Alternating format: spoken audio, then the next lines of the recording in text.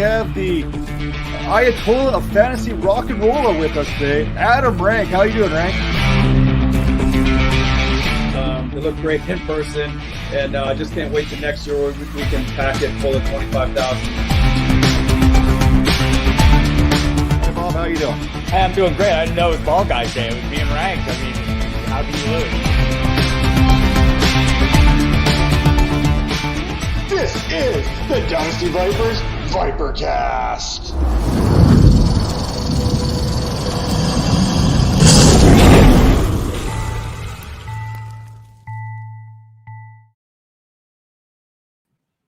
And welcome back to another edition of the Dynasty Vipers ViperCast, episode 105, powered by the Fantasy Points Media Group. We are coming at you strong each and every week, and we are heading to the playoffs here in week number 15.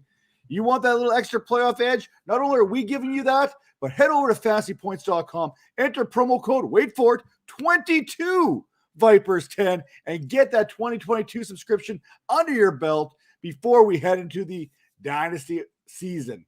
Now, with that being said, we are going to dive right in. We've got some action-packed news and notes coming at you here, and maybe a little bit of errands of grievances because my man here, Major, just missed out on advancing on the Scott Fish Bowl. Now, I would normally feel bad for someone who just missed out, but he missed out because Cooper Kupp didn't score enough for him last night. Okay. Cooper Kupp has been bowling. Now, I'm going to put some numbers at you here. Just how good Cooper Kupp has been this year. This is a historic run that he is on. He is on pace for 438.5 fantasy points. Do you know who number 2 is all-time on fantasy points in a single season, Major? I do not. Who is that? Julio Jones? No, it is the one and only 1995 version of Jerry Rice, who put up 414 fantasy points. Those are the only 2 players in history. So Rice is the only one who's actually hit that 414 mark. Cooper Kupp's on pace for 438. Now, we talk about some of the great seasons that Antonio Brown had. Back in 2014, 386 points. 2015, 388. That is 3rd and 4th on the list. And 5th, you remember what Randy Moss did in 2007? Well, that was only good for 385 points. 5th on this list. That is how good Cooper Kupp has been. Now, Major, what are we going to do better next year in the Scott Fish Bowl? Quarterbacks. I waited forever. My quarterbacks. So I didn't really lose because of Kupp. It would have helped if it would have got me like 1 more yard. But Trevor Lawrence absolutely boned me. Like the great Matt Berry would say, I got boned by Trevor Lawrence. And then I also had, who's my second quarterback? That's your first quarterback. Yeah. And then my who is it? Who's the Indiana quarterback? I can't Carson Wentz. Carson. Yeah, he was on a bye week. So if I would have had Carson, and then I had Jonathan Taylor as well, and he was on a bye week. So I had a bad bye week, my quarterbacks. But I know next year go with the 4 kicker or 5 kickers. How many kickers you have? Yeah, no, I've been rolling 4 kickers and 3 tight ends for a good chunk of the season because my team has been beat up all year long. And we are advancing somehow, some way. We got that 10th spot to advance to the next round. I mean, if I told you this roster, this is something else. This is not a good team. Now, at quarterback, you know what? We've had some luck. We've been doing pretty good there at the quarterback position. We went out there early. We got Justin Herbert. We got Derek Carr. Good old Derek Carr in this format has been fantastic for most of the season. A little bit of a letdown as of late, but he's been good. At running back, Nick Chubb and Saquon Barkley, you haven't had either of them together since all season outside of maybe last week.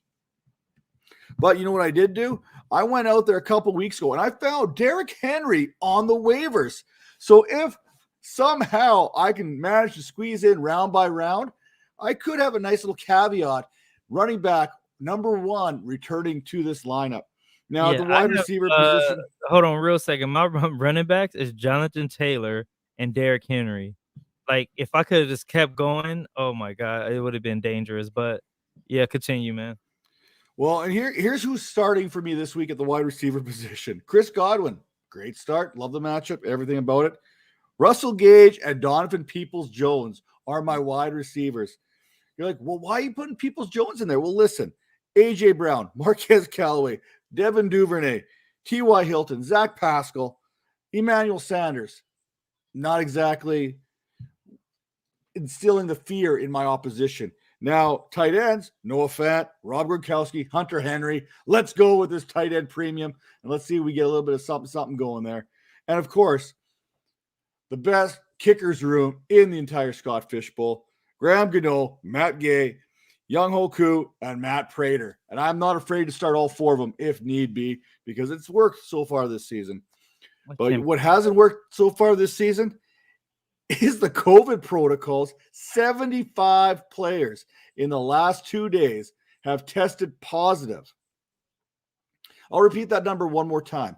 75 players in the last 2 days have tested positive. That means it has gone through both the Los Angeles Rams locker room and the Cleveland Browns locker room. And we don't know what kind of impact this is going to have right now in week 15. We know waiver wire guys like Austin Hooper, who I was big on. I did a whole show on him the other night. Really thought he was a great waiver wire ad. He's on the list. Jarvis Landry, he's on the list. We talk about this, what's going on in Los Angeles. You got to be wary of Matt Stafford, Odell Beckham, Cooper Kupp. These guys are going on, and this is starting to become more and more. So these deep benches, these waiver wires, we need to be really paying attention. And we know what? We're going to get more into that a little bit later in the show because we got some waiver wire darlings that you need to pick up. But I want to ask you right now, James Conner, last play of the game, looks like he tweaked his ankle a little bit. Chase Edmonds has not been activated from the IR. There's a good chance he's getting activated this week. If James Conner is active, can you start him knowing that he has that ankle sprain? And I don't think he's going to. I think it's a high ankle, so he's probably looking at multiple weeks here. But if Conner's active and knowing what Conner can do, I mean, this dude's averaging over a touchdown per game this season. Do you start James Conner in your playoffs? I say you can because he's going to fall into the end zone at least once and maybe even twice. But I think Benjamin is going to get a lot of the, regular snaps, and when we get to the red zone, it's going to be more of a Conner thing. And I was really impressed by Conner last week, like catching the ball, running routes. I'm like, this dude can be like the best slot if he really wanted to, because he was getting open and he was catching everything, one hand grabs, all that. So I've never been a fan of his because I hate his running style, but I do like him as a slot. Maybe, and I tweeted he should like force a trade to New England so he can become like the greatest slot receiver of all time. Speaking of slots, we're going to go to Vegas here, play a little of the slots. The NFL is, I don't think they formally announced it, but it sounds like the 2024 Super Bowl is heading to Vegas. Major, that's not that too far away from where you are right now. You can make that trip.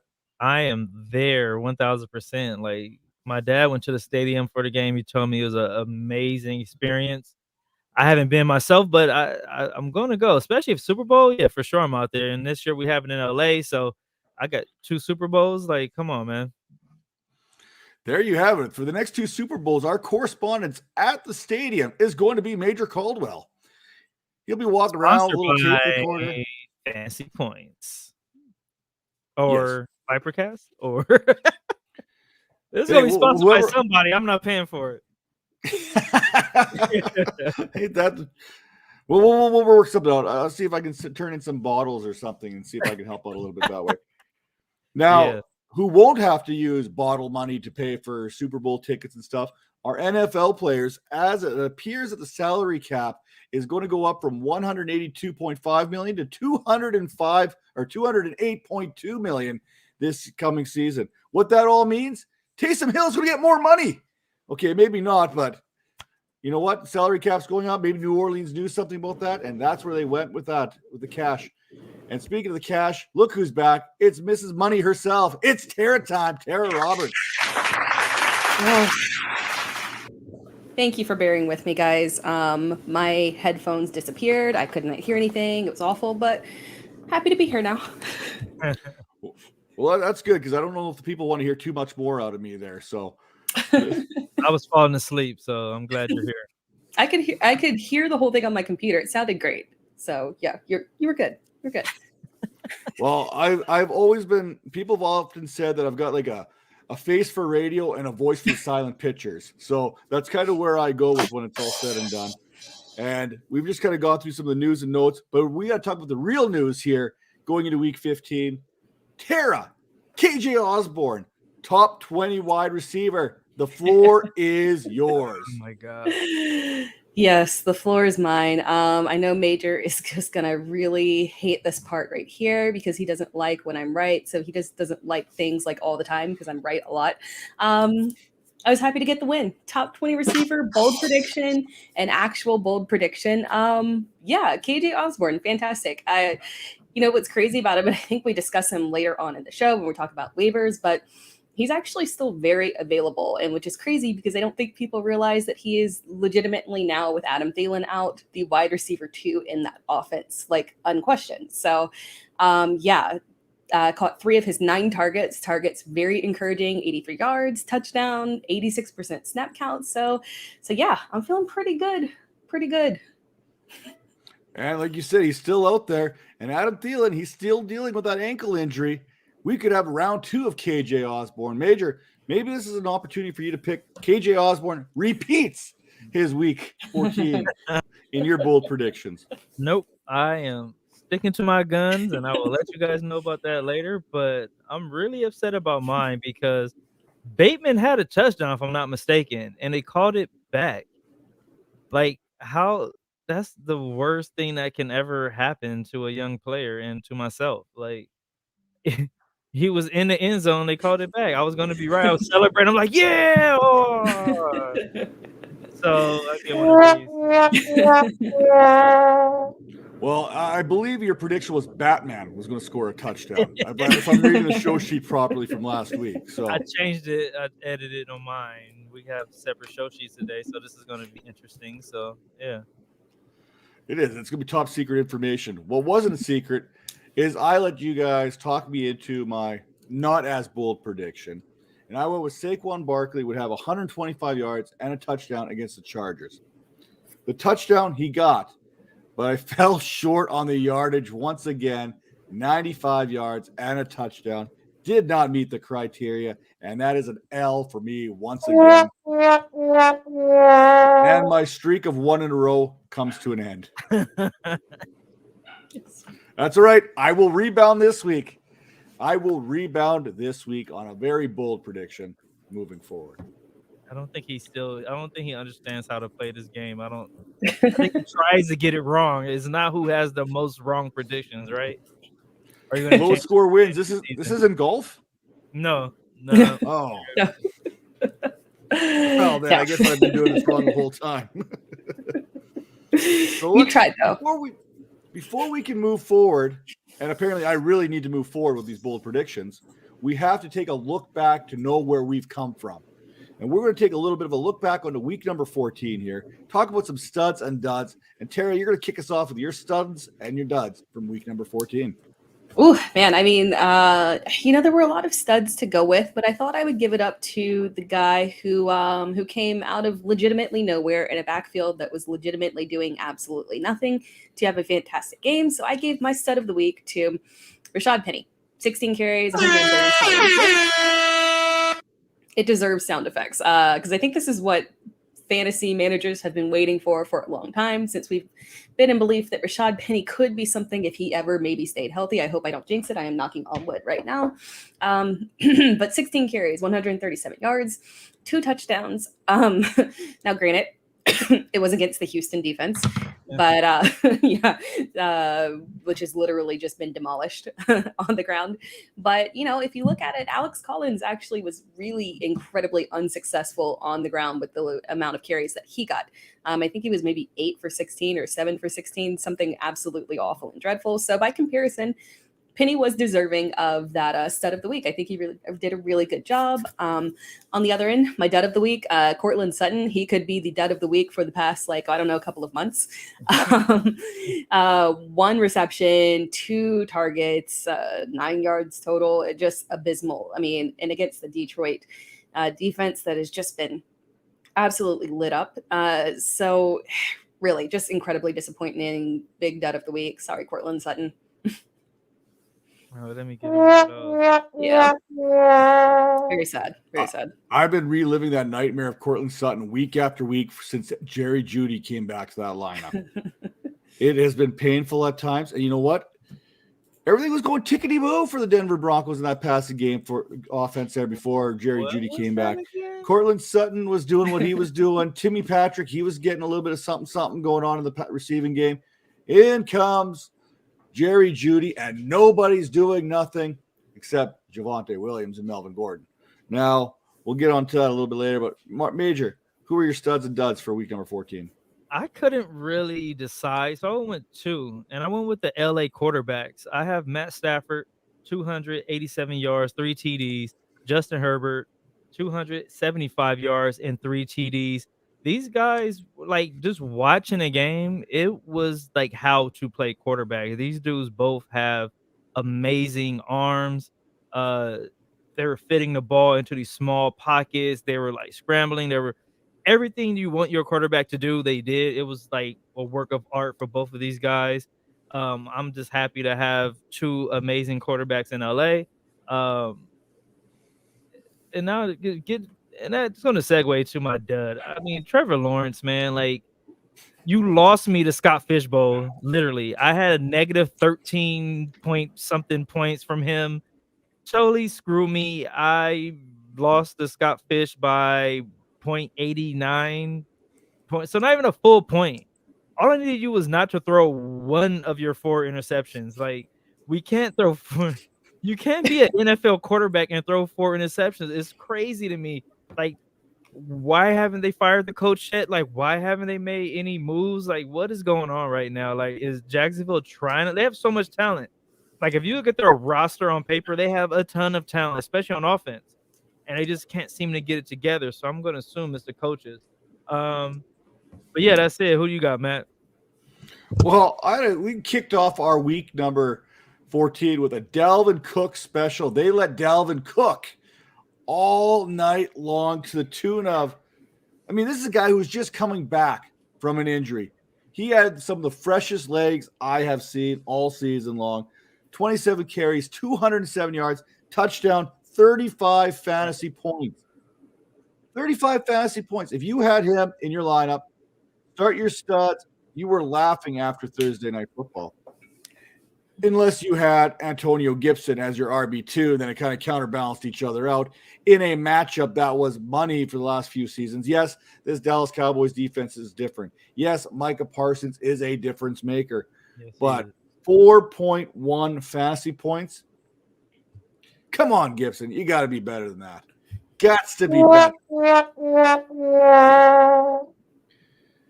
That one hurt. That one really did, because I really had a lot of belief going into Antonio Gibson. I know I wasn't alone. I know I wasn't alone in my love affair with Antonio Gibson in week 14 and that matchup. But alas, it was not meant to be. But what was meant to be were these IDP players of the week. Tara, who was it for you? For me, and since I don't see your stuff, Major, I hope I am not stealing stuff. I might be, but it's Aaron Donald for me. I mean, what a fantastic game. Pretty much everything, other than getting an interception, which would have been absolutely incredible. But tackles for loss, sacks. He had 3 of them. Hits on quarterbacks, pass defended. I mean, he was an absolute monster out there, terrorizing the entire Arizona offense, including Kyler Murray. So yeah, he is my IDP player of the week. Yeah, he's mine too. So yeah, I just went with him. 5 tackles, 3 sacks. Started the game with a sack, ended the game with a sack. It was a beautiful sight. But everything Tara said, but you know, she's stealing my stuff. But it's cool. It's cool. She's always stealing my thunder. It's good. So over to you, Matt. Luckily, I have nothing to worry about here, because I decided to go with the one and only Azeez AlShair and his 8 solo tackles, 3 assists, 1 sack, 1 pass defended. The dude was all over the field for San Francisco 49ers this weekend. He was absolutely next level. And you know what? For that, I want to go a little bit different. Aaron Donald seemed like it was the low-hanging fruit. What he did out there was something special. I'm pretty confident Kyler Murray is going to see Aaron Donald in his sleep for the next month and a half or so until these teams possibly meet in the playoffs, which that's very possible right now. And I'm looking forward to round number 3 between these two teams. Which all I got to say is I remember Cooper Kupp, and I see this all over the place here, where Cooper Kupp is – you can't stop him. You can barely hope to even contain him. And Arizona, they kind of contained him last time. He still had 11 fantasy points. He still had 64 yards. That's containing Cooper Kupp right now. And that's where we're at as it pertains to that. Last night, Monday night, whatever day of the week we are now, there was no stopping him. They could have, Matt Stafford, Cooper Kupp, they must have went on a very special dinner date because that connection, that was real. Now, speaking of connections, sometimes we hit, sometimes we miss. Major never misses. He's always hitting. And I can see right now on my show sheet right now, Major does not have a single miss written down on here. Oh, you can see mine now? Yeah, no. Now, before we let Major get into it, because I'm sure he predicted that, all the good players would be good and the bad players would be bad. But Tera, who are you hitting and missing on in week number 14? So dumb. I agree with you, Matt. Obviously, my big hit of the week was KJ Osborne. We don't have to reiterate it. We know it was fantastic and great. Congrats to me. My other hit of the week was Taysom Hill. Again, I guess on that one, the big thing with Taysom Hill was that, despite the fact that he is a little interception or turnover prone, I think he had at least one fumble in this game, but it doesn't really matter when you've got that rushing upside. So from a fantasy perspective, he's had a fantastic game still with 73 yards on the ground and only set 175 yards on the air or through the air. But again, that doesn't really matter when you are Taysom Hill and you're running the ball down people's throats, particularly the Jets. So that was a good hit for me. My misses, unfortunately, I missed on fading. Well, actually, I didn't write this one down, but I missed on Conklin. I got right on KJ Osborne, and Conklin really didn't do much. But in addition to that, fading Claypool and Pat Freiermuth, I really thought all of the targets were going to go to Deontay Johnson. Not all of them, but just the vast majority of them. And Claypool, despite his antics on the field that potentially maybe cost like some games or something, I don't know, statistically, he was still pretty good. So I think you can consider that a miss for me. Pat Freiermuth as well. A touchdown saved his day. He wasn't too productive, but again, not fantastic on the way that I called it. So yeah, I would consider those my misses. I'm honest about it. Major, did you have any misses, or is it just nothing but hits the whole way? If we're gonna do that, I had 2, but I might just leave them off now because my list of hits is ridiculous. So I'm gonna start with Jamar Chase. He's been very pedestrian the last 2 weeks. And if you watch the Extra Points fantasy show on Fantasy Points every Sunday, I made a bold prediction and said he was going to have a breakout game. He was due for a big game, and he did. Came through with 77 yards, 2 TDs. I also hit on Van Jefferson. I said he's going to be the sneaky play last week. He came through with 58 yards, and I want to say a TD or maybe 2. I think my notes was wrong on that one, but he did score. They had the clip of his dad being upset that his son scored. That was a little weird. I gave you Jalen Guyton last week, sleeper of the week last week, 87 yards, a touchdown.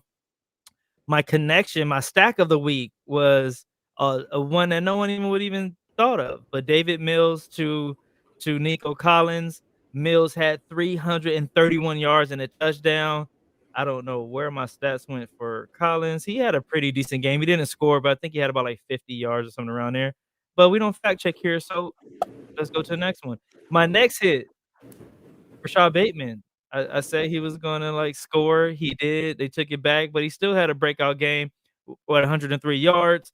And he actually was getting targeted a little bit better when the backup quarterback was in. I don't know if that's any controversy there, but I think he throws a little bit better than the starter, but I'm not going to go there because so many people love Jackson. But my misses, I told you, what's his name? Rondell Moore. I said he was going to be a sneaky play, and he wasn't. 3 receptions, 5 yards, 2 carries, 11 yards. And I said Samanji is a player you should pick up and play this week. Yes, Samaji had 4 carries, 11 yards, and 4 receptions for 22 yards. So those are my misses. But I could have kept going. I also said something about Sony Michel last week. He had a good game. But I'm good at this part of the show. I don't. Well, move over John Lennon, Paul McCarthy, and the rest of the Beatles, because Major's got more hits than the Beatles ever have. Now, for me, I will start with my misses because the big one was off the get-go. James Conner, I didn't think he'd be able to have the success that he had against the Rams. The Rams have been playing good against the run, giving up, I think, the third fewest yards per carry. James Conner, he doesn't need the yards. He's finding a way to the end zone. I think he's averaging over a touchdown per game right now, so I missed on James Conner. I didn't think he'd find the end zone. And my 2 hits, I'm going to give them to you because I went really sneaky on one with Joshua Palmer. I kind of threw that out there along the way. And Joshua Palmer filling in for Keenan Allen. You had Jalen Guyton as the guy. Jalen Guyton, for me, is that boom-bust potential. Yeah. He's either got that high ceiling, that low floor. If Keenan Allen misses again, and it sounds like he's going to be available, but he is coming off that COVID protocol, this and that. We see what happened to Amari Cooper as he tried to get back into the groove of things. Joshua Palmer seems to be the true handcuff to the slot position for the Chargers in Keenan Allen's absence. So if Allen's not going to get that full reps, Joshua Palmer is going to get those touches and those targets. So I liked him. And maybe my biggest hit it's been going on the top of the charts here for a few weeks now. Hunter Renfrow. Best route runner in the league. I'm waiting for Tera to point up to that little Clemson Tiger thing up there in the corner of her screen. But best route runner in the league. Absolutely. One of the best. What happened Absolutely. to Kupp all of a sudden? You guys are ridiculous. Best route runner in the league. Stand by it. Did you not see his touchdown? I can give you 20 inside out. I can give you 20 players that run better routes, but keep going. You cannot give us 20 better players. Seriously, come on. Route runners. What? Odell's a better route runner. Woods is a better route runner. Kupp is about route runner. Major. You need to stick to third string running backs here right now. You're the running back guru for a reason. I think we need to call up Baker Mayfield and get his opinion on that. It depends. Anybody if they was open. Anyway, back to Hunter Renfrow, the greatness that is. He has been absolutely balling out these last few weeks. I have it written down here on the show sheet somewhere. I think he's something like wide receiver 5 since week 10, week 11, somewhere in that ballpark. He has been riding a hot streak. Whether Darren Waller is in or out, Renfrow seems to be Carr's top target no matter what, and however we look at this. I really like that connection they got going on there, and I don't think that's going to slow down anytime soon. So I'm really behind Hunter Renfrow and the things that he's doing there. So I'm glad they keep that going on, but we're going to move on now into week number 15. Talk about the games of the week. I don't know what Major's got going on, but Tera, you've got the Pittsburgh Steelers and the Tennessee Titans. Yes. I kind of originally, in my mind, I wanted to do Vegas and Cleveland, but I think we need to stay away from that game until further notice. But Pittsburgh and Tennessee. The reason that I really like this game is that Pittsburgh is, we've seen what's been going on with Pittsburgh and teams playing against them. They are 30th in DVOA against the run. They are 22nd in DVOA against the pass. It is usually all systems go when it comes to playing against Pittsburgh, which is interesting because Tennessee has been struggling on offense, although they had some good turnarounds from a running perspective. But on the opposite end, Tennessee is kind of middle of the road in terms of defense. They're 18th against the run in DVOA. They're 14th against the pass. So in terms of who I'm starting, I am starting Najee. I'm starting Najee with confidence. I think it'll be a nice game for him. And I'm great with starting D'Onta Foreman as well. I think he's proved to us that he is the lead back in that offense. He can't be productive from a fantasy perspective. And again, it's a fantastic matchup against Pittsburgh. We have saw very recently they have been destroyed on the ground. And while D'Onta Foreman might not be at that level, I do think that he is going to have a highly productive game. In terms of receivers, I'm really good with starting both Deontay and Claypool this week. And I do think that Tannehill can be a start if you need to, just because, again, of the matchup. And I'm okay with starting Big Ben. Big Ben, sorry, guys. I'm okay with starting Big Ben because he's kind of sneakily sneaking into QB1 range over the past few weeks. He's kind of finishing off the season strong. The yardage is increasing. So I'm feeling pretty confident about Big Ben moving forward, especially in this game right here. And then in terms of my fades of the week, both teams for, their struggles on defense, they're actually both really good against tight ends, very oddly. Bottom 10 in terms of fantasy points allowed to tight ends. So I'm fading the tight ends on this. It didn't work out with me last week on Pat Freiermuth, which was one of my misses. But in my defense, he was literally only saved by a touchdown. He had 2 receptions on 3 targets. So I don't anticipate high volume again this week. And he's, again, very touchdown dependent. So I'm okay with fading him.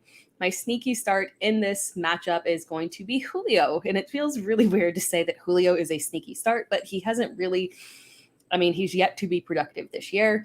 Coming off of the injury last week, he was like, it was ho-hum. But I feel like this is going to be a bounce back week for him. Consider last week his warm-up game, and I think he's going to come on strong against this Pittsburgh defense and really help Tannehill out. I really like how you got in behind Ben Roethlisberger this week.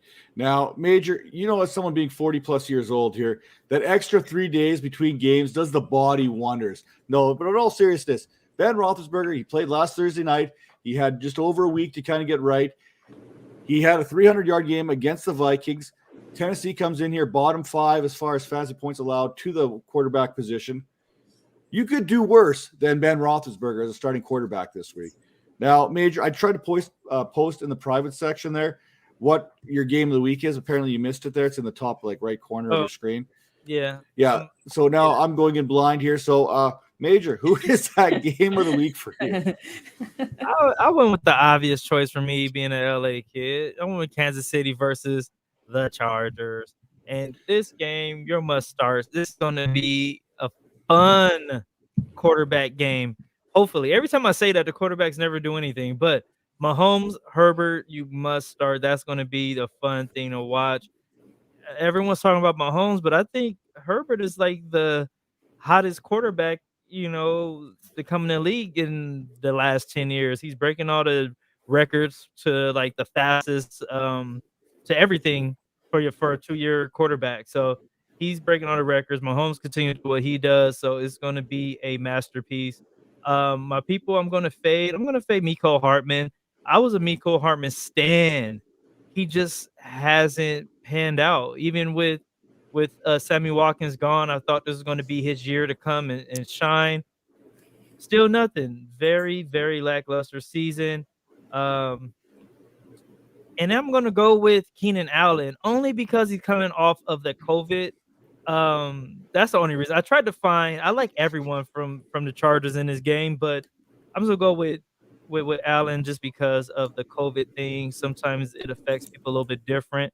But Allen does have the old man game where he kind of just like runs the short routes and a lot of possession reception. So he should be fine. But if I had to fade anyone, it would be him. My 2 sneaky plays, I'm gonna go with Pringle. It seems like Mahomes likes him. Mahomes been going to him a lot in clutch situations. He right here. He's third most. Yes, so I think he's the third most trusted receiver behind Hill and Kelsey at this point, like surpassing Hartman. And then I'm gonna go with Jalen Guyton again. Jalen he's the man right now. The last 2 weeks he's put up 90 yards and a TD. And then last week he put up 87 and a TD. So he's filling up the stats for us. So that's going to be a fun game to watch. I love when quarterbacks, the art of quarterback, this should be one of those games.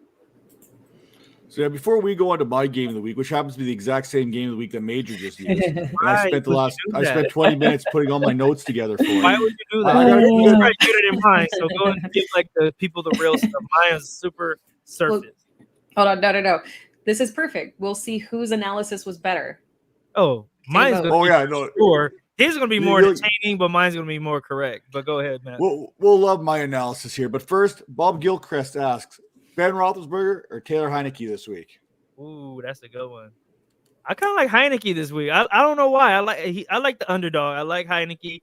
Sometimes Ben, he's just a little past his prime, I think, but he's doing all right. But Heineke has that fire, man. But it's going to be hard because I think Scary Terry, isn't he in COVID protocol right now? 95% of the NFL is in COVID protocol right now. That is I don't true. think he's COVID. I think he's concussion. But on my end, but on my end, so technically he could. Hopefully, fingers crossed, because I kind of need him like desperately. But Taylor Heineke is also injured with a knee problem. It sounds like he's gonna try to go and gonna be like game time. But my problem is with that is that his upside is on the ground. That's what makes him a productive from a fantasy perspective and gives him that solid floor. So I'm probably going to lean towards Ben Roethlisberger. I'm on Team Tera. She's never wrong when it comes to bold predictions, and she's right on this pick prediction as well. I like Ben Roethlisberger. I think the matchup is great. I think Ben's getting right here at the right time.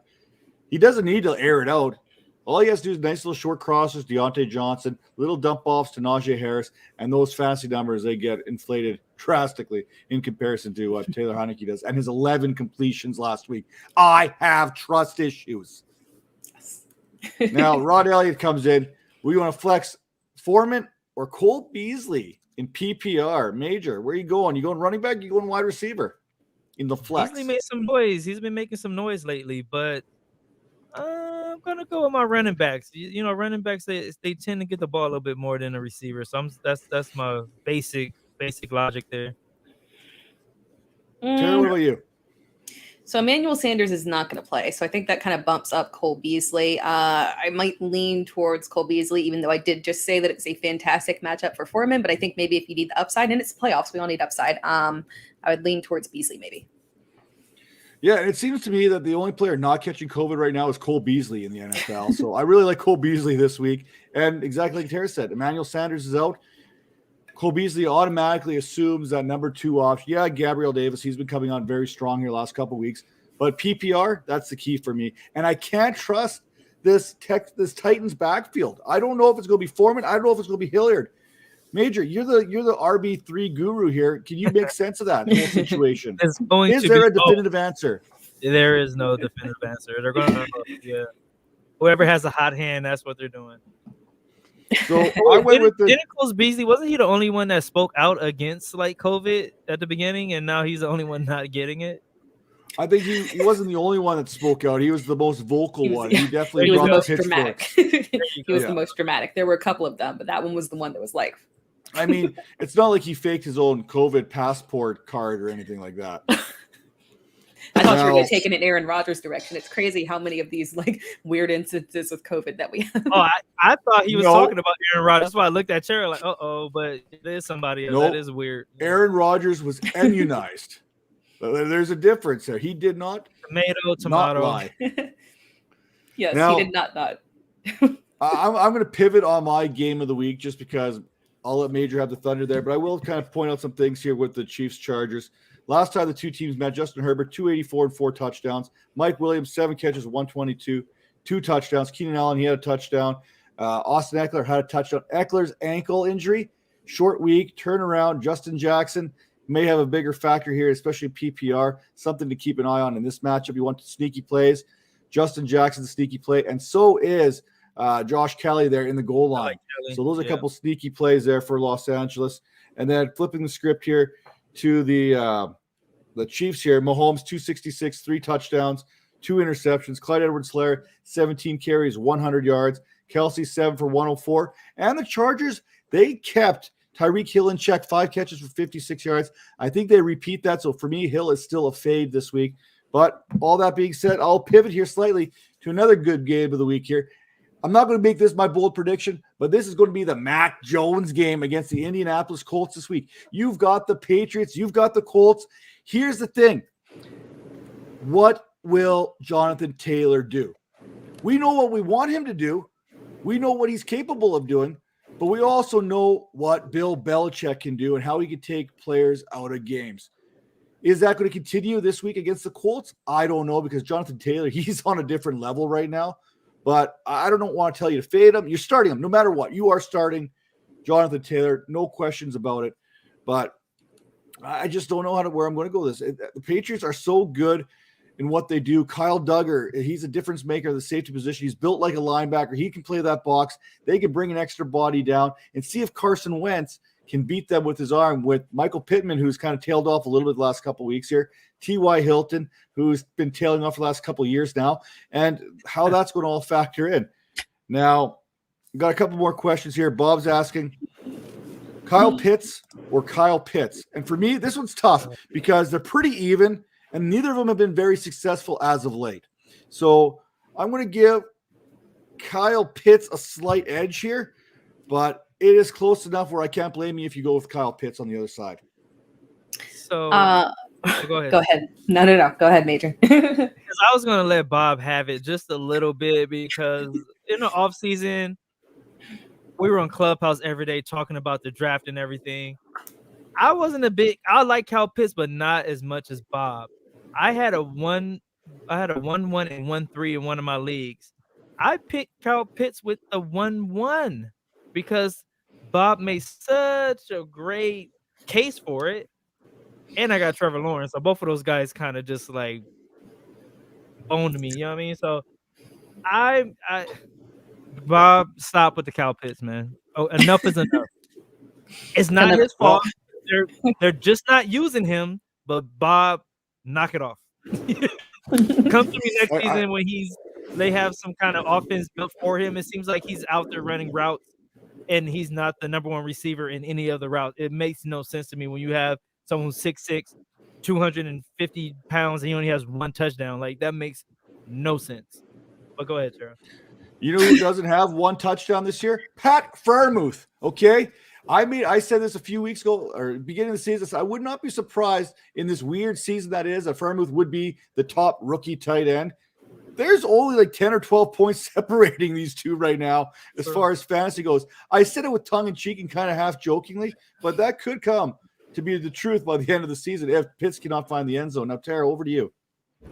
Yeah, and that's highly impressive considering the fact that he was like very limited at the beginning portion of the season when they very confusingly thought that they needed to stick with Eric Ebron, but they found the light. So, yeah, Pat Freiermuth all the way, even though I faded him technically in this game. Anyway, I don't want to, you know what, Major kind of went in on Kyle Pitts, so I'm just going to lay off for the sake of Bob. I want him to stick around and hang out with us. So I choose Kyle Pitts. Sorry, Bob. That's a solid pick. But now I'm gonna make you choose. This is gonna be tough because I know there's multiple players on this next question that both of you like a lot. And Mark is asking, starting two, Darnell Mooney, Brandon Ayuk, Michael Pittman, or KJ Osborne this week. I'm really worried about Pittman, but I don't know. I'd be worried about Pittman too because it is the Patriots, but I think the number one target for the Patriots is going to be Jonathan Taylor this week. Tera, which two are you selecting? Yeah, that's tough. I do love Pittman, but yeah, it's not a ideal matchup. So I'm probably going to lean towards going with Brandon Ayuk and KJ Osborne. Major, what about you? I'm going the same. Ayuk's been balling like low key, like very quietly, having a pretty good like second half of the season. Osborne, like you said, they're missing their touchdown guy, and he's going to fill that role. So I think Osborne's going to have a pretty good game. Pittman's going to get kind of canceled out by Belichick, and Mooney's going to get canceled out by quarterback play. Who you got? So Matt? here's my thought process. One, by the way, we got a Thursday night football game, Kansas City versus LA. We've got two Saturday specials, just so you guys know when you're setting those lineups right now. Las Vegas versus Cleveland, if Cleveland's allowed to play in this game. I don't know if that's even going to happen yet. There may be replacement players coming for this one. Mind you, the Raiders have been playing with replacement players pretty much the last few weeks. Now, you've also got New England versus Indianapolis in the nightcap, the 8:20 Eastern type game. So keep in mind, a little bit different week here. Two Saturday games, okay? So when those lineups are getting set, you need to make those decisions a little quicker than normal. But for me, I like all four of these players. So the big difference for me is going to be, how do I want to embarrass my opponent this week in the fantasy championships, in the playoffs, the semifinals? I want to do it in the fourth quarter. I want to do this on Monday Night Football. And hey, look, you got Darnell Mooney and KJ Osborne both playing on Monday Night Football. Give me the Monday Night Football boys there. Give me Darnell Mooney. Give me KJ Osborne. Just let that Monday miracle work its magic this week. So give me those are my 2 picks here. Great analysis, I know, but that's how I like to roll on this one. No, that was good. Now, flipping the script, a little DST here. Who would you roll? New England and that defense there against Indianapolis? Or would you pick up Miami against the Jets this week? Miami for sure. Yeah, pick up Miami. Yeah, I'm definitely going fishing on this one too. I have them. I have them on one of my teams, like on my favorite team. That's my number 1 defense. They kind of screwed me all season, but the last like 3-4 weeks, they've been putting up monster points. Yeah, I will say if you have to, if for some reason you're going into waivers and you can't get Miami, someone else snags them. I'm not opposed to sticking with New England this week, just purely based off turnovers, negating things. So, but yeah, I would go with Miami.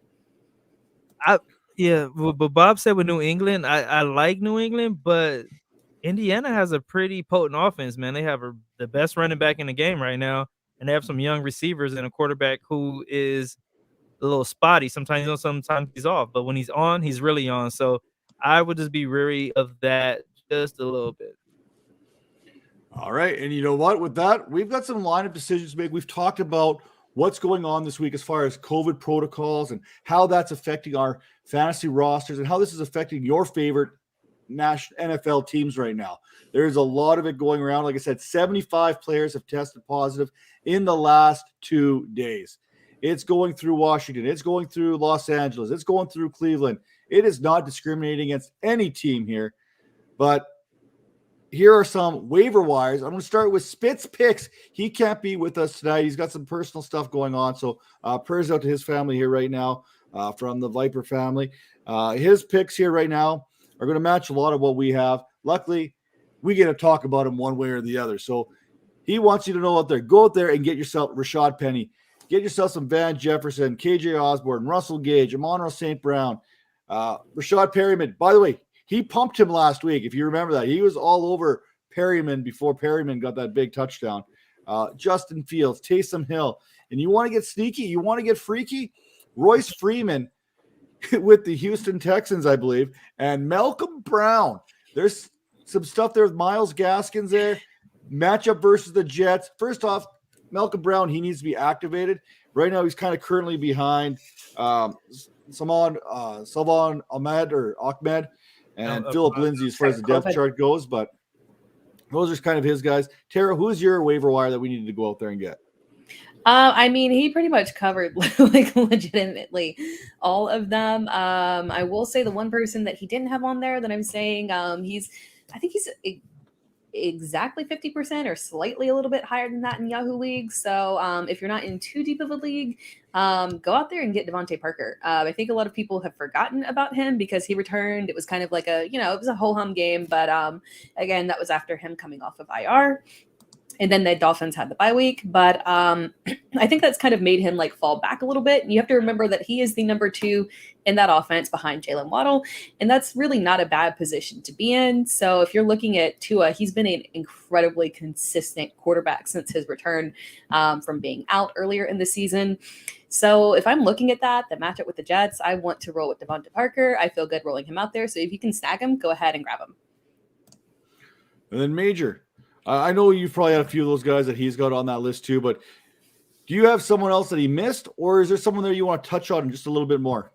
Touch on Brashard Perryman. Like, he had the game-winning catch last week. AB, coach came out and said he doesn't know, the future of AB and what's going on there. So I think it's pretty good to say that he's going to have a role in this offense moving forward. And it looks like, Brady went to him in a crucial situation, so there's some trust there. So I like him moving forward. Yeah, and the first one I had to touch on is I think he's got to be waiver wire priority number 1. That's Rashad Penny here in just about every league. Tara talked about him a little bit earlier. Obviously, there's a reason why he's sliding into that Spitz Picks kind of spot here right now. But another guy I want to talk about, and he's probably available is the one and only Texans wide receiver, Nico Collins. I really like what Nico Collins is bringing, what he's been seeing. And listen, we're diving deep here. And when you see 10 targets in any given week, you need to be given a closer look. 5 receptions. I believe it was something like 69 yards last week. That's promising to me. And guess what? He's got the Jacksonville Jaguars this week. You could literally probably pull him off your waivers right now and insert him into a flex position based on everything that's going on. You got Jarvis Landry? No problem. Slide Nico Collins into that role right now. If you were flexing Jarvis Landry, Nico Collins, grab him off the waivers, slide him right in. I think you're going to be happy with how that works out for you this week. Now, moving along, players that are trending up or trending down. Tara, where are you going with this one? Who's that player that's trending up or trending down? Oh, this one hurts for me. We talked about him a little bit earlier. It's Terry McLaurin, unfortunately. I've just seen too many. I mean, on the entire season, he's really been boom or bust. And this has been way too many bust games in a row. Less than double-digit fantasy points in the past 3 games. Now he's in concussion protocol. Philadelphia is a good matchup, but he might not be in it. Then, unfortunately, I just don't trust that even in great matchups, what should be very friendly towards him, I don't really trust him. And the targets, they're not really there. He had 4 targets last week against Dallas. Now, granted, he only played 50% of the game, 50% of the snaps, but even in the week before, it was only 5. So I'm just not feeling positive about the direction that it's heading. You don't feel good about feeling like you can trust him in your lineup. Yeah, I know that feeling there. I'm big on Terry McLaurin. This hits a little too close to home, but I agree with you there. There's a trust thing for me, and it's just not there. Taylor Henneke there, he's not clicking on where he needs to be. Like I said, 11 completions last week. 11. You're not going to get the volume at any position with that kind of work in there. Now, Major, who's that guy that's trending up or trending down for you right now? Tera totally took my thunder one more time. Thanks, bud. I don't know what you're going to say. I'm just going with the flow. Stop trying to be in my brain because you're like, what would Major do? But I get it. But I'm going to go with Godwin Igwabake. How do you say his name? I don't pronounce names on here. That guy, Godwin, the running back. Yeah. There we go. We'll go with that. I doubt it, but cool. Yeah, it seemed like he was going to get more of that timeshare, and then it just let some random guy that no one in the world has ever heard of come in and take his thunder, kind of like what Tara does to me all the time. So I know how I feel, Godwin. I feel you, man. But he's just trending down at this point. You don't have to roster him at this point. I think he's done. But yeah, that's what I have. That was off the cuff because Tara stole mine. I have some good stats and everything with Terry, but it's all good. Supposedly. All right, Rod's coming back in here.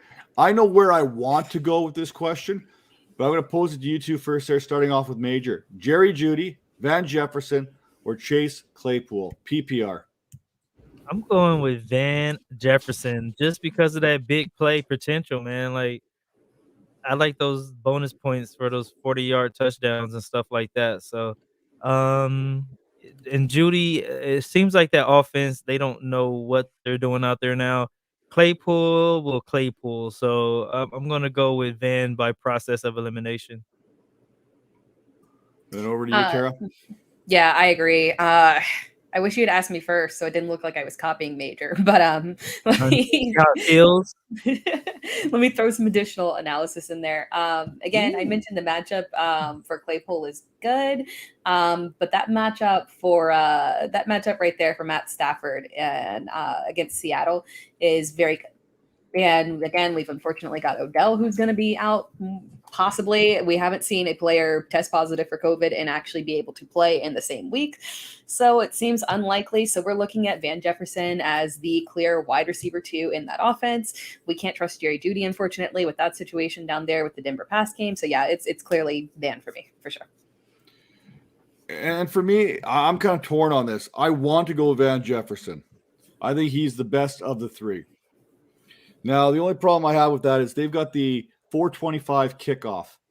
That's after the Broncos play, and they kick off, I think, at the 4:05, and Pittsburgh's the morning, the 1 p.m. game. Sorry, I'm trying to go from Eastern to my time here. So for me, Van Jefferson is that guy, but I don't know what's going on with Los Angeles right now. It's too early in the week for me to make this call. This is a situation I'm going to monitor right up until Saturday. If everything still checks out for the Rabs, no close contact, everything else, Van Jefferson's the play. If things are starting to look a little greasy out there, a little shady, I may go towards Chase Claypool based on that matchup against the Titans. I will not trust Jerry Jeudy. I can't. He hasn't done nothing since coming back in. Trust me, I've been playing him in a couple of my leagues right now. Van Jefferson, I think, is the guy you want, but I can't guarantee you he's going to be available when we talk about this. And we may not know what his status is right up until kickoff. Hopefully we get some kind of clarification. Everything goes good. Van Jefferson's the guy, but just kind of keep an eye on that situation.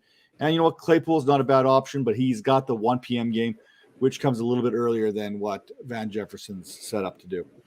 Now, for me, those players trending up, trending down. Let's talk about some real trends. Leonard Fournette. You know what? It's playoff time. So Uncle Lenny, playoff Lenny, he is coming out to play, and he's been coming out the last few weeks. RB1 in weeks 11 through 14. That's what I call trending up. Okay. Now, who's number 2 in that period of time, or at least from weeks 12 to 14? Javonte Williams, another player trending up. Yes, Melvin Gordon's back. I don't care. Javonte Williams is still going to get plenty of run in that offense. And, of course, another trending up because I like to keep the positivity going. Actually, I just like to talk about Hunter Renfrow whenever I'm given that opportunity. And I'll be talking about him again a little bit later in this show. But seriously, since week 10, wide receiver 5. Wide receiver 5. That's a trend going upwards. I don't see that slowing down anytime soon. And I'll talk about him again later on in the show. Now, IDPing, who are those must starts this week? Tera, starting with you. Right after I say Hunter Renfrow, best route runner in the league yet again. I hope that Major didn't choose this one, but I'm going with Calvin Oy. We had a huge game for him against Atlanta, followed up by a pretty good game. 5 tackles, some additional things that got him some pretty decent fantasy points. And then last week against Buffalo, it was kind of a bust, before the bye week against Buffalo, kind of a bust, which makes sense. It really was such a weird game. So I'm anticipating against Indianapolis that we can have a nice bounce back game here. Again, Indianapolis is going to try to probably go run heavy. So I think this is a script that could work out very well for him. So I'm going with a nice bounce back game for Calvin Oy. Fair enough. Yeah, you got to like that. You think the Colts are going to be running the ball plenty of theirs in this game here, and we'll see how that factors in. And Calvin Oy is kind of that jack of all trades, master of none when it comes to that defense and IDP. He's either going to be boom or bust each and every week. Major, your IDP play of the week. I'm going with Isaiah Simmons. He has been pretty quiet the last 2 weeks. He's had a total of 8 tackles the last 2 weeks, so he's due for a big game. They're playing against Detroit. Goff will throw a pick. He will throw a pick, and so he can come away with a pick, or he's sacked at a high rate as well in the league. So Isaiah can get some sacks, interceptions. I think he's going to have a pretty good game against the Detroit offense, who kind of like they're already in Cancun, if you know what I mean. Yeah, and for me, for my IDP play of the week, I'm not getting cute. I want someone who's been productive the last few weeks. I want to get myself a top 12 player at the position, and I'm going to go with the Dirty Bird himself. We've tried to pronounce his name multiple times on the show before, and we're going to try it again. Foyesade Oluokun of the Atlanta Falcons. He is the top 12 linebacker since week number 11. He's got San Francisco this week. If Elijah Moore is clearing that concussion protocol, you know he's going to run the ball. You know Deebo Samuel is going to run the ball. You know they're going to find ways to get George Kittle involved over the middle because he is the tight end one the last 3 weeks. Oluokun, Deion Jones, they are going to be playing a factor in this game somewhere, somehow, some way. Big week, I think, for him coming. Now, we like to stack them up. We like to stack them up big. Tera, who is your stack of the week for week 15? I know she's going to say mine. I know she's going to do it. My stack. She's been saying it the last 8 weeks. My stack of the week. Yeah, I feel like These guys I have talked about a ton. I'm sure that Talk about somebody different, okay? no, I can't. Why would I pivot away from my bread and butter? And I want to give Matt an opportunity to make fun of me for Alabama and Clemson as well.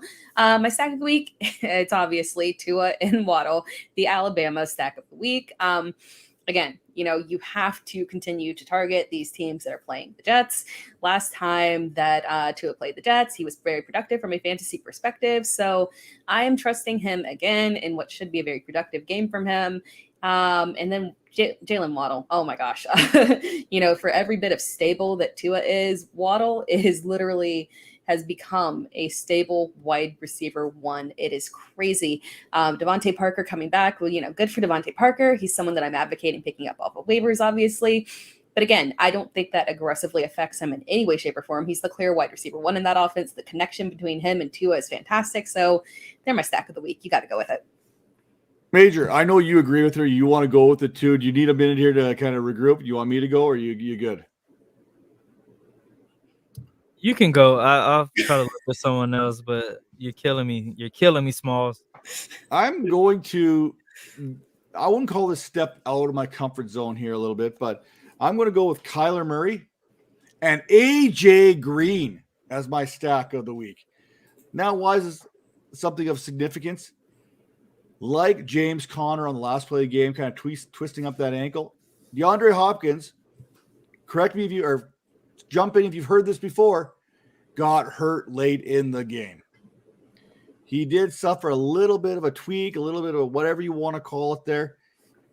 He's going to be fine when it's all said and done. But when AJ Green stepped out there, he absolutely balled out against in that matchup last week. And AJ Green, I think he can do it again. I think Kyler Murray and AJ Green is a sneaky play here this week. Everyone may lean Kyler Murray, DeAndre Hopkins, or go with some of these other big time matchups here. Like Major's going to bring one up. I don't want to say one here right now and kind of throw him off again for the second time here. But I mean, I think it's a sneaky play. I think AJ Green's a sneaky play this week. Now, Major, what's that stack of the week for you look like? I'm gonna go in Tera's bag, and I'm gonna steal some of her thunder, and I'm gonna go with Aaron Rodgers. To which food I want to pick? I'll go Devontae Adams. I keep it simple. Keep it simple, stupid. But Aaron Rodgers, we're seeing some really good quarterback play. If you're watching these games, you're between Tom Brady, the older guys like Tom Brady and Aaron Rodgers, and you got the younger guys like Mahomes and Joe Burrow and all these different it's some really good quarterbacks out here. And Aaron Rodgers is just I think he's the greatest quarterback actually. But besides Joe Montana, he's right there. But he's just killing it, and no one can stop Adams. It's amazing. And he only throws to that one person, so it's an expensive stack, yes, but you're gonna receive your dividends from that one if you go ahead and pick those two players. Yeah, I agree. I got a little something special for Devontae Adams a little bit later on the show as well. Now, hopefully Tera won't steal it, but go ahead. I don't know. No one's something I don't know, Major. Come on now. I think Major is one of his own secret show sheets, so he can go back and say next week on the hits and misses, I had this on my show sheet. Meanwhile, ours is blank. Now, who are those players that we need to temper expectations, pump them brakes with these playoff matches this week? Major, let's start with you. Thank you. Finally. I'm going to go with Kyle Pitts. Like I said, it's not even his fault. They're just not using him. It seems like he's a third receiver when he should be wide receiver one in that offense. To have someone who's 6'6", 250 pounds running around, running a 4.3, and you can't find a way to get him the ball on every play when Hunter Renfrow is getting the ball every play and Cooper Kupp is getting the ball every play and Devontae Adams get the ball every play. Why not try to steal some of that bag and get your best player the ball every play? It just doesn't make sense. Like some of these coaches, I don't know. I don't know what to say about it. But yeah, I'm going with Kyle Pitts. I'm just going to sit him because I've had him on my team all season long, and I think I had 1 week where it was just yay. The rest were eh. Now, Tera, I know Kyle Pitts was on your show sheet here. I know you're heartbroken over this. A Major got you back. But can you come up with another player that we need to temper those expectations on? It was not Kyle Pitts. I would never do that to Bob. Love you, Bob. I'm going in a different direction with tight end, and I knew that Major would not have this one. It's Mark Andrews. It's Mark Andrews. Temper your expectations. Because I think you need to temper that it's not going to be another 11 of 11 for 115 yards kind of game. I think it's more so going to be more of like a 6 of 10 for like an 80-yard game. I'm feeling like 15 points here because Baltimore is playing against Green Bay, and Green Bay is actually surprisingly good again. That secondary has really been pulling through, and they are actually in the top 10 of lowest fantasy points allowed to tight ends. So obviously, Mike Andrews has ascended to the tight end 1 over Travis Kelce. Crazy. And I obviously think he's going to be a tight end 1 again, but it's just going to be a little bit lower than the insane game that he had last week. So temper-ish your expectations. Obviously, still start him. And for me, I'm going to the Dallas Cowboys New York Giants game, and I'm tempering my expectations on a former Alabama wide receiver, Amari Cooper. Now, I do not want to put the curse on to CeeDee Lamb because I need him in a bunch of leagues, so that's why I'm tempering the expectations on Amari Cooper here. Now, James Bradbury has been shadowing players and playing some pretty good defense against them, holding some pretty good wide receivers, limiting them and limiting that success and that production. I think he can do that very similar thing with Amari Cooper this week. And Dak, he just doesn't seem right now. There still seems to be something that's just a little bit off in Dak's game, a little bit off in that timing. So for me, I'm going to temper those expectations on Amari Cooper this week only. So there's where that is. Now, players that we need to trade for or trade away. Major. I'm going to go trade away DK Metcalf. Get what you can for him right now while you can. There's already talks of what's his name? Russell Wilson being traded. He's already given his list of teams that he wants to be traded to. You don't know what quarterback is going to be in that system. So I would try to get whatever you can for DK right now with some more stable players. There's a lot of young, good receivers out there right now. So see what we can grab for DK because next season is going to be a little shaky if all this stuff pans out with this Russell Wilson trade talk. And I'm pretty sure it's going to happen this time because it's already starting and the season's not even over yet, So I want to touch on this just real quick here, Major. DK Metcalf, where is he in your dynasty rankings going into 2022? Where would you put him? I would have him. He'll be in my top 20. But it's just, I don't know. It's too many question marks at this point. And plus, one, the coach is a running coach. He wants to run the ball every play. Two, the quarterback doesn't want to be there. He wants to go to a different team where he can actually throw the ball. And three, Tyler Lockett is low key like the man out there. So it's you got a lot of things going against DK, and he has one of those big names where you can probably grab like a first round pick and a nice up and coming receiver or running back or whatnot. So I would try to move him and see what you can get because there's going to be some uncertainties in Seattle next year. And then over to you, Tera. Same question.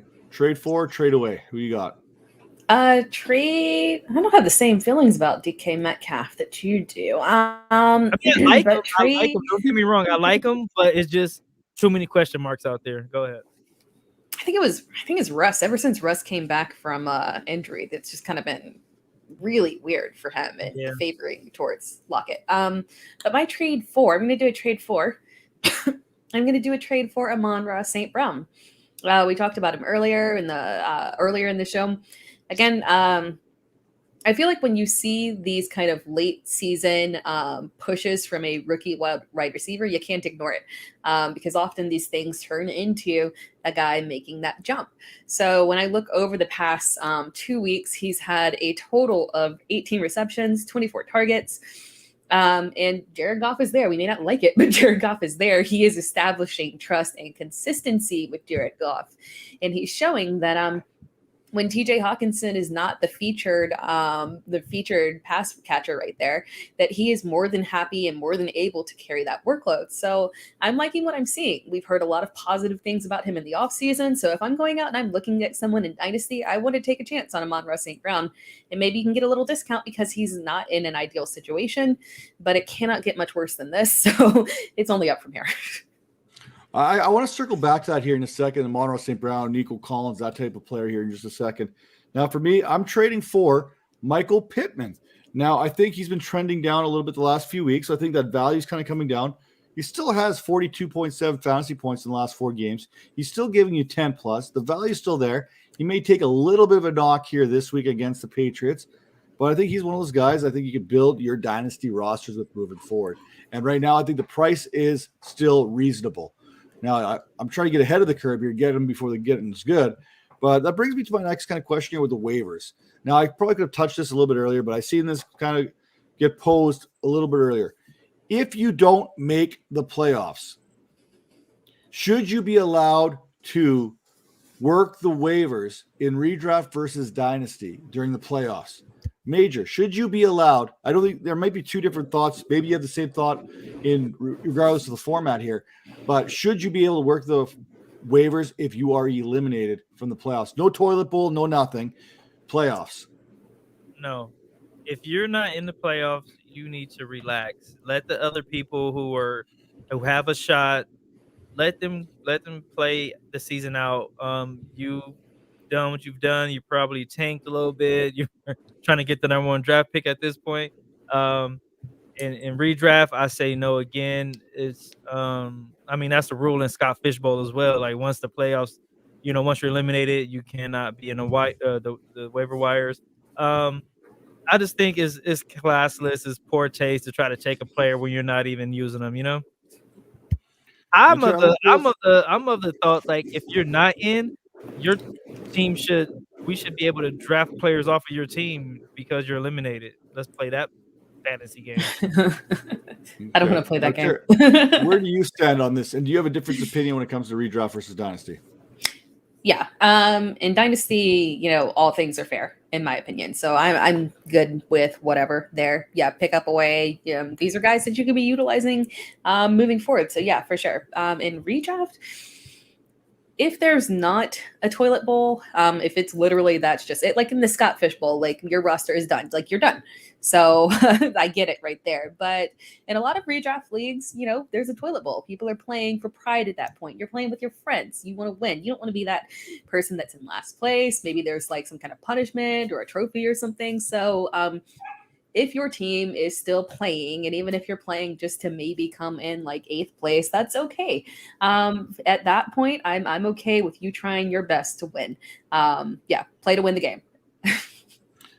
And I agree with you on that, playing to win. If you're in the toilet bowl, if you got something to play for, absolutely in redraft. But here's my thing on Dynasty. If you're in Dynasty and you're completely out of the playoffs, absolutely you should be able to work the waivers. What gives the teams that are still playing in the championship, the 2 best teams in the league, if there is a Nico Collins sitting on the waivers for whatever reason in Dynasty, why do the top 2 teams get to continue to get better? Why cannot a last place team still be able to have waiver priority? Or if you were smart enough and you saved your fob, whatever you want to call it, why can you not make a play for that player? I don't like the fact when people are saying, I get why they say it. If you're eliminated, you shouldn't be allowed to do the waivers. If you're playing Dynasty, I don't care if you didn't even make the playoffs altogether. You don't know what's going to happen throughout the playoffs. Who is that young guy who's going to step up? Say Amon-Ra St. Brown doesn't come alive until week 16, week 17. Instead, luckily for us, he kind of came alive week 14. We got a couple of good looks at him, 12 targets here last week.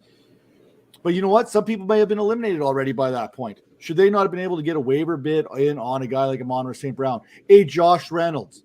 Now, for example, Josh Reynolds is another good example of a guy that maybe you might want to take if you have a bad team, a guy to take a chance for on the waiver wire. So for me, this was an interesting question because I think in Dynasty, you should absolutely be allowed to play the waivers right through the playoffs because there could be a player that could help your roster next year. And we are talking Dynasty here. So yeah, you guys convince me on a Dynasty. I'll take mine back. I do believe you should be able to make plays in Dynasty, but redraft, just go home. Take your ball and go home. Yeah. All right. Sometimes you got to do it. So, speaking of taking your ball and going home here, who are some of those under the radar players that we need to take and put into our roster this week that are going to help us win this week's semifinals? Major, who are you counting on this week to give you that edge? Gabriel Davis. He scored touchdowns the last 2 weeks where there's some injuries and stuff going on in that wide receiver room. And I think he's a big play potential. So it was a boom bust as well. So I think Gabriel's going to have a really good game this week. Mello wants to let us know that Rashad Perryman, probably still alive on your waivers. He is a league winner right now. He just wants to throw that out there real quick. We're thinking about you. I would have played him. I would have won one of my games too. So you're right about that. Oh. Fancy. Now, Tara, who's that under the radar selection for you that we're going to probably argue about? It's Donovan Peoples-Jones. I hope you guys don't argue with me about that one. I mean, it's a little risky because we don't 100% know if he'll end up being like a close contact or even randomly testing positive as well, just because of everything that's going on there in Cleveland. But the matchup, I see why you would argue with me. Sorry, maybe that clicks because maybe you're going to defend your Las Vegas Raiders as you always do when you say don't start pass catchers against the Las Vegas Raiders, but then Cedric Wilson ends up being fantastic. So yes, I get that now. But disregard what Matt might be saying in about 30 seconds. Donovan Peoples-Jones, if Landry is out with COVID and he is active, and quite frankly, I don't care who is starting at quarterback. If Baker were even to catch COVID and someone else has to come in, I'm cool with that. He's going to be the wide receiver 1. And Vegas, you want to do those wide receivers against them. So I'm going with Donovan Peoples-Jones. There's been 3 wide receivers that have caught 100 yards on them. And only one of those receivers was any good. Let's be honest. Cedric Wilson, Michael Gallup, they are the exception to the rule. I am not getting behind Donovan Peoples-Jones, even though I'm relying on him in the Scott Fish Bowl. So this is really a catch-22 for me right now. And the assessment here, which I think is key, is monitoring that COVID situation in Cleveland. This is a Saturday game, not a Sunday game. This is a Saturday game. So if he is deemed a close contact, he is out. We are on to Wednesday, Thursday, Friday, Saturday. You know what? We're right on that cusp. He is not going to be available if he is deemed a close contact. Forget about if he tests positive. That close contact is going to be key on how they determine this going forward. Now, I don't know if they haven't announced it. I don't know. Maybe they get fancy like they did with Joey Bosa, Mike Williams a week before that. We've seen the Chargers kind of deal with the situation on those close contacts. I don't know. I'm not even going to sit here and lie. I don't know how these COVID things all work out, how it's determined. When you have to have these close contact claims in and all this other stuff, but definitely a situation worth monitoring moving forward.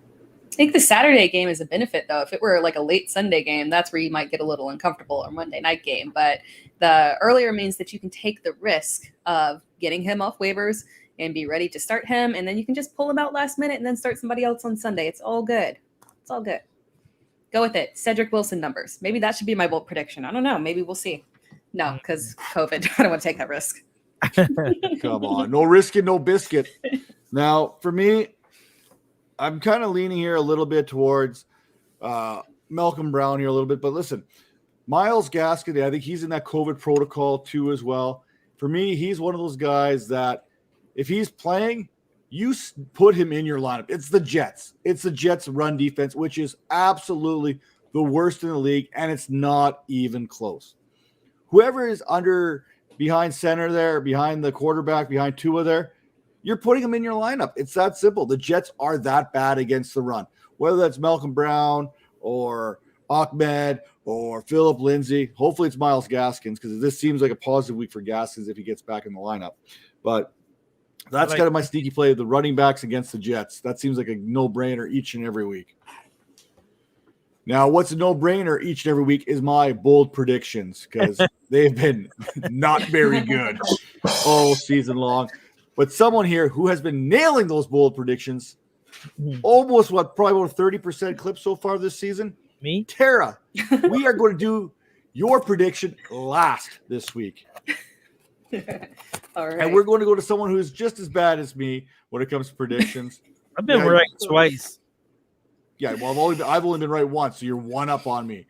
Now, Major, what is that bold prediction for you this week? I kind of just feel like I have to like die on this cross right now. Bateman, he has to score, right? Like he has to score one of these weeks.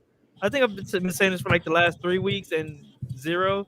So I'm gonna give it one more shot. He's going to score this week.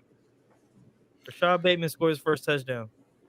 Well, I love the commitment to that 50-50 opportunity there. I love how that is your cross you're dying on. It's not the Bateman cross. It's the 50-50 cross. Now, for me, I am sticking to this Ravens and this Packers matchup.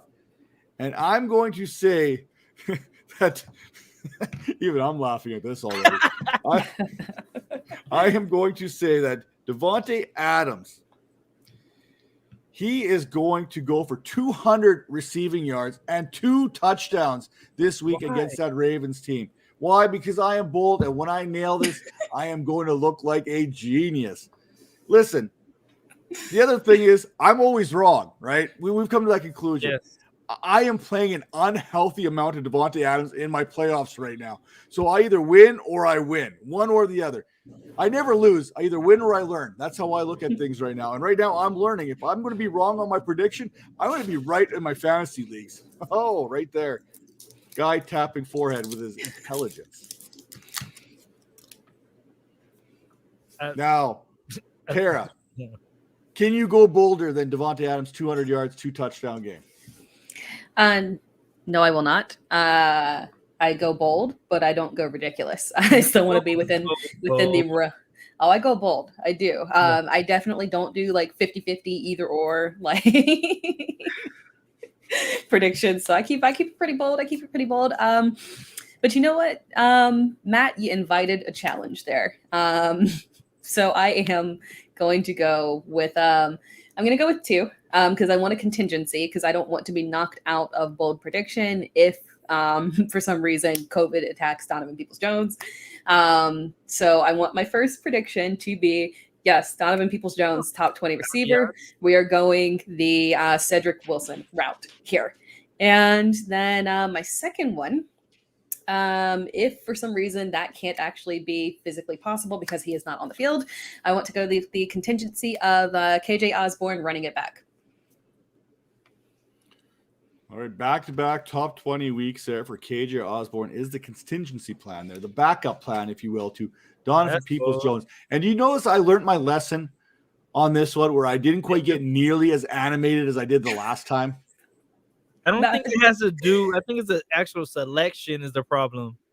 No, see, but like if you don't wave your hands, it doesn't make the pick like right. If you wave your hands, the pick is still wrong. Like I love it because you don't know how badly. If I wanted to, I ran out of time. I wanted to go into that video or the week that it was the Cedric Wilson one. I wanted to go into that video, chop it up, and make a fun TikTok of like you being wrong.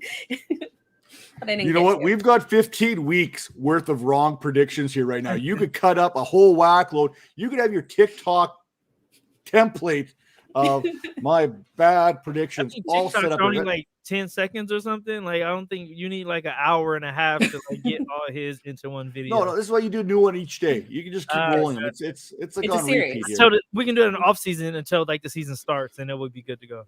Here we go. But you know what? I will say, for my bold predictions, I have probably been erring on the very bold side of things. And by the way, speaking of bold predictions, I have not forgotten one Calvin Shoemake owes me a hot chip challenge right here on the show for losing his bet a few weeks last year already. That has not been paid off yet. So Calvin, I'm looking in the camera right now. I'm looking at you and I'm pointing my fingers and moving my hands around because it's true. You owe us a hot chip challenge live on the ViperCast. Yikes. Probably be happening in the off season. We'll get you for sure on this one. Hot chip Tuesday. Yes, I like that. I think we can work with that. I think we can definitely work with that there a little bit. With that said, this has been the Dynasty Vipers ViperCast powered by the Fantasy Points Media Group. We are under 90 minutes, 84 minutes. And with that being said, by the time we go through where everyone's at, we're probably going to be at like an hour and a half, 2 hours. But Major, Tera gets to go. where can we find you on Sundays? Who are you representing each and every week? Bringing it. I represent Extra Point, presented by Fantasy Points, the greatest website ever. When we talk player props, we make people money. I've been on fire the last 2 weeks. If you've been listening to me, you've probably made some good money the last 2 weeks. So, yeah. Tara, where can we find you?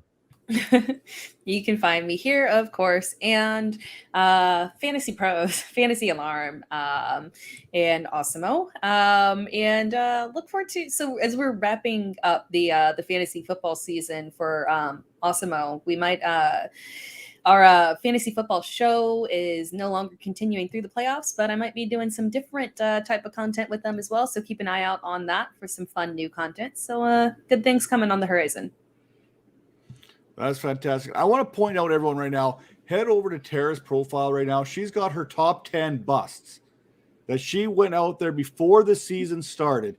And I think 8 of those 10 players, or 7 of the 10, something like that, have been busts. We talked about bold predictions and making the right call. Check that out. 70% hit rate preseason on players who were not going to hit. That's impressive there. Right, now, stole my idea. Thank you. I got it all from Major. Thank you. It's all good. You know, we're a team. Yes. And of course, you can catch us each and every week, 10 p.m. Eastern, live here on the Vipers Network on the YouTube. And make sure you're listening to us here on Apple, Spotify, Anchor, Pocket Cast, whatever that podcasting platform is that you're listening to us. Take a second, rate and review. And of course, give us the old-fashioned thumbs up and subscribe to the Vipers Network when you get that opportunity to do so. But more importantly, head over to fantasypoints.com, enter that promo code below, 22Vipers10, and get that early discount on that 2022 Fantasy Points subscription.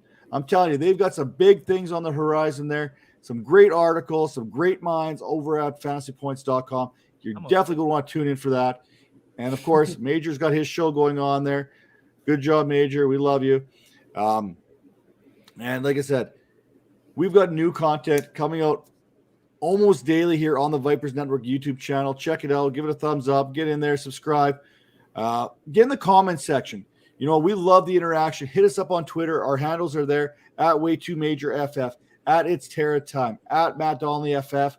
Really simple. Hit those up. Ask us away those questions, and we'll get you the answers. Starts, hits, waivers, trade questions, whatever those might be, we're here to help you. And with that said, before you go any further, Matt, you don't really talk about yourself too much. I know how you are, but Matt is doing work on this ViperCast, like Dynasty Viper. Look him up. He has all the videos. This dude is a maniac. He works constantly. That's all he does, produces shows and create shows. Like, support this dude. He is a good dude. He's giving everyone opportunities. He's doing the good work. So shout out to Matt for always not even talking about himself, but just, you know, being the guy. Well, I like to refer to it as even a broken clock is right twice a day. So every once in a while, I do something on it. He does that part. You know? He doesn't know how to take a good compliment. You know, he's shy. Yes, I am definitely shy. But that being said, this has been the Dynasty Vipers ViperCast, episode number 105, brought to you by the Fantasy Points Media Group. For Tera, for Major, and for myself, we will see you next week, 10 p.m. Eastern, right here on this very station. Until then, you know what you gotta do. Hit us up, get those questions in, and show us a little bit of love because we love you back. Take care now.